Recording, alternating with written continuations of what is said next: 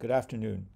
My name is Scott MacEachern, and I'm very pleased to be participating in this conference, although I do wish that I was attending in person in Cameroon and so able to speak to you all more directly. These kinds of recorded presentations are always a little awkward to undertake, so I'll beg your forbearance and I'll begin right away. The kings of the Sudan sell their people for no reason and quite apart from any wars. The Lake Chad Basin was well known as a source of enslaved people through the millennium after Al-Yaqubi wrote about the rulers of Kanem in the 9th century AD, with a formal slave trade only ending late in the 19th century. This region had no equivalent to the gold fields of West Africa, so that the trafficking of enslaved humans has played a central role in regional analyses of state development, most of which have been based upon historical sources.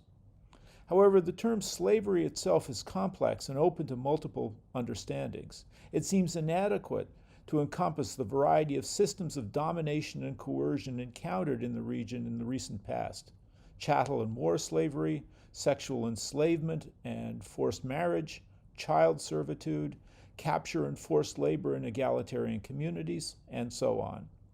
It's likely that such diverse forms of domination and coercion have always characterized the socio-political environments of the region, and explanations of the dynamics of political evolution probably should take this diversity into account.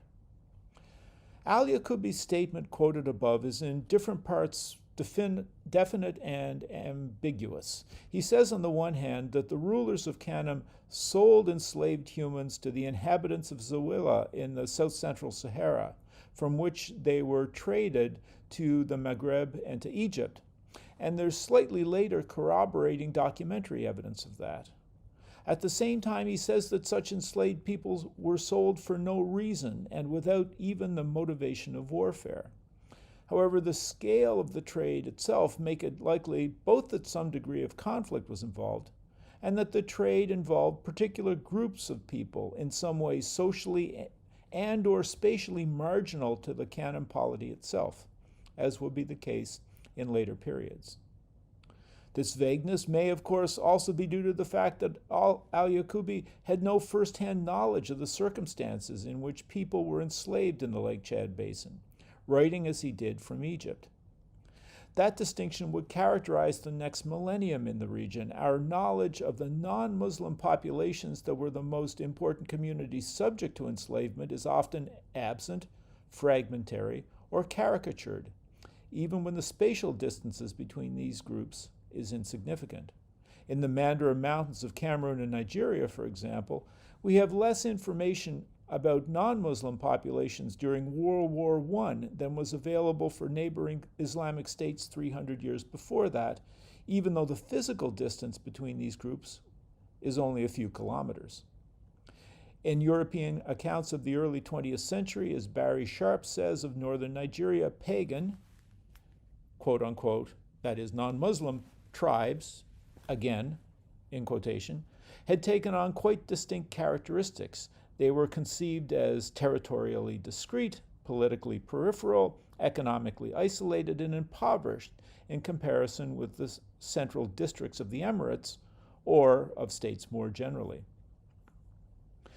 Archaeology may possibly provide an alternative perspective. I am an archaeologist. Not on enslavement itself, because direct archaeological traces of slavery are very rare, but rather evidence of the transformations in social and political relations that both catalyzed and reflected enslavement. These transformations appear to have been gradual, associated with processes of increasing super-regional interactions that accelerated during the late first millennium AD, after centuries where the region around Lake Chad seems to have been more isolated from Saharan and trans-Saharan contacts. These transformations are evident in an increase in exotic artifacts from outside the region, found in the first case in graves after about AD 800 and subsequently more widely. The domesticated equid remains, small horses or ponies, from the Isa Dugje site in northern Cameroon dating to the same period, in the late first millennium AD, are among the first horses known in West Africa. Until breeding populations were established, they would have been constituted an important trade good in and of themselves. Horses would also, of course, be central to the development of political hierarchies and to slave raiding in the region over the subsequent 1,000 years. There's also contemporary evidence of significant population shifts in the region, including the first signs of settlement in the Mandarin Mountains and the progressive abandonment of pre-existing Iron Age sites in areas of the Lake Chad Plains vulnerable to attacks by mounted raiders. The archaeological evidence thus indicates a set of changes beginning about a millennium ago that might plausibly be associated with the spread of enslavement as a central social and political fact in the lands around Lake Chad. At the same time, this account is not tremendously satisfactory because it treats enslavement as a simple unitary concept. Slave raiding spreads through the region. Some people are captured and enslaved with varying destinies. Targeted communities flee to defensible terrain, assimilate, or are dispersed. This may be inevitable, since enslavement in the region involved the imposition of new identities, both upon the enslaved people themselves and upon non-Muslim populations as a whole.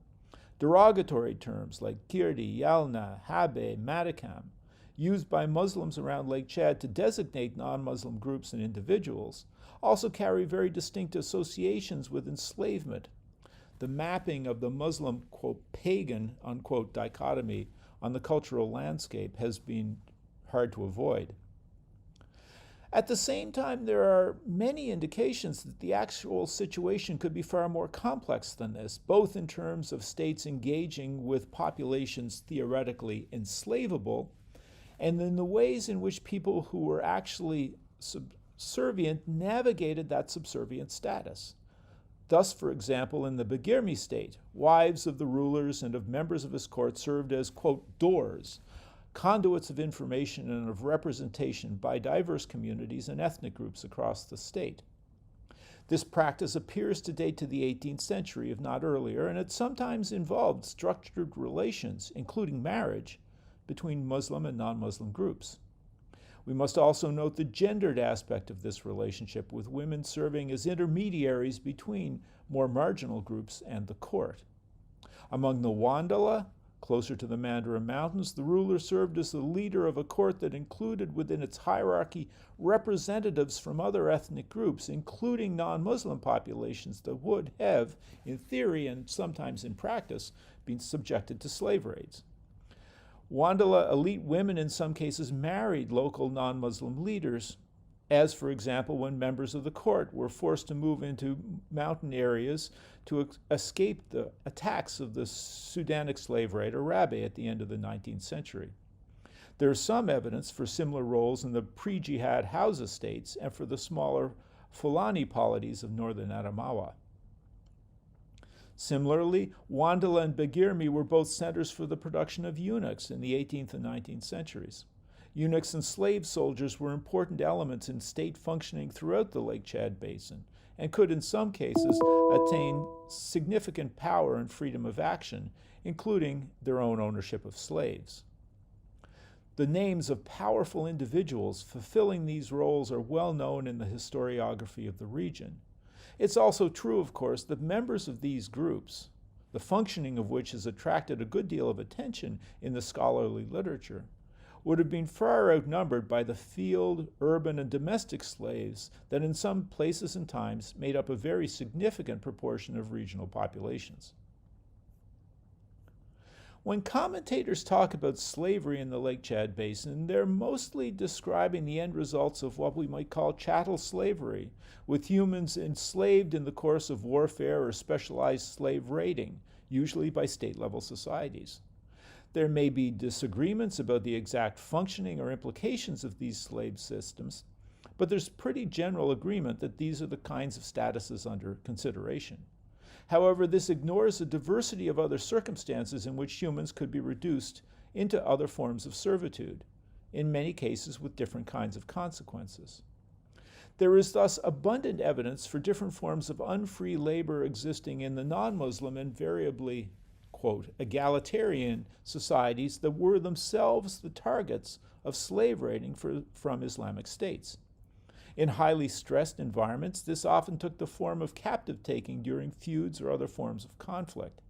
There's never been a systematic study of this practice in the region, although reference to captives among these groups occurs very frequently in the ethnographic and historical literature. The circumstances of this status could vary considerably.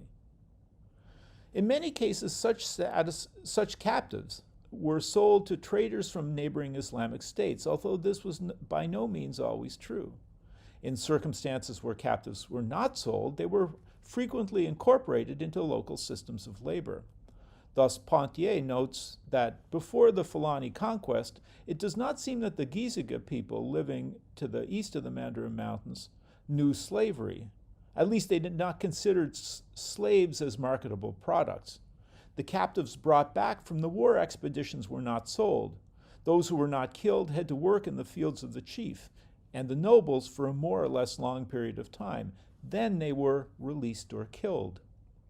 The latter bald statement that captives after labor could be freed or simply killed seems very different from the logics of enslavement held by the Gizaga's Muslim neighbors. Vincent notes similar practices in the small Mafu chiefdoms in the same area east of the Mandarin Mountains. In the Mafu case, labor again took place in the fields of power of the chief of the particular area. Such work was not exclusive to captives, but was shared by Mafu neighborhoods in corvée labor for a certain number of days each year. Across the area more generally, captives were very frequently deployed as this labor in farming. Mats Widgren notes the importance of labor adaptations in the development of intensive terrace agriculture in West Africa, and how in some cases it was connected to the development of the local slave trade. Such land-esque capital investment requires significant labor, which was often in short supply. In and around the Mandarin Mountains south of Lake Chad, it seems likely that the supply of captives could periodically have been a significant supplement in such intensive agricultural systems, albeit at a local scale. Pontier's account for the Gizaga suggests a lack of mechanisms to stabilize and institutionalize this captive status, although in other parts of the region, captivity and enslavement seems to have been a recognized social fate, with male captives incorporated into kin groups and working for their captors, as well as in some cases receiving wives from them. Women and children were more often directly absorbed into the communities of their captors as low-status wives and adoptees. It's also vital to recognize the gendered aspects of enslavement across the region, both in the larger-scale systems of Islamic chattel slavery and the various forms of captivity that existed in non-Muslim societies. For women, the day-to-day risks of kidnapping and capture were probably at least as great as the danger from specific slave raids. Along the edges of the Mandarin Mountains, where women and children did a great deal of the cultivation in mountain-edge fields and where women and girls were tasked with fetching water from wells, there was a constant risk of individual and spontaneous kidnapping. Kidnapping and subjection of women seems to have been extremely common in non-Muslim societies as well as Muslim ones, whether this involved reprisals in warfare or feuds, or simply kidnapping for eventual marriage. This is usually noted more or less in passing in monographs written by mostly male researchers who, myself included, have not paid nearly enough attention to the histories of women in the southern Lake Chad Basin. The most complete account of these processes in non-Muslim societies in the region is thus probably that of Madeleine Richard in 1977, writing about the Mada communities of the northeastern Mandarin Mountains.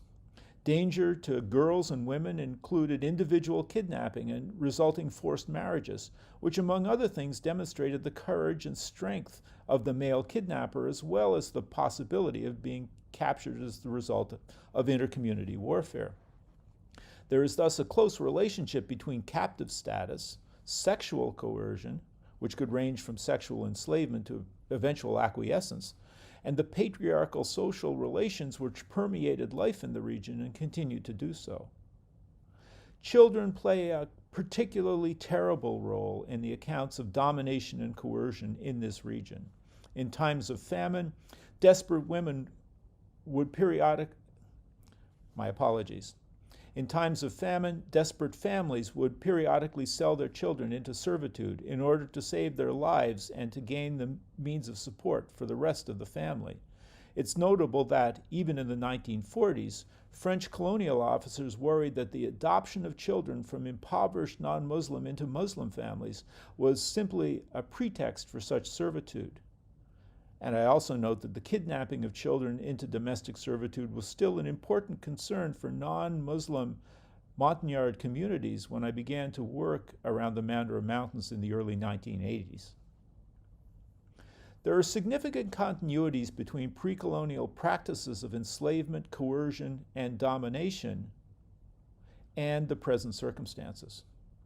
For example, the slave raider Hamanyaji operated in the interstices between colonial states less than a century ago. His reign of terror on the western side of the Mandara Mountains is notable in this context for two reasons. First, Hamanyaji operated as a large-scale slave raider after the elimination of slave markets by the colonial powers, and especially Great Britain, which obviously raises questions about the motivations and profits of his slave raiding. What does one do with enslaved people that cannot be sold? And second, his favored captives were young women, which provides a great part of the answer to that question.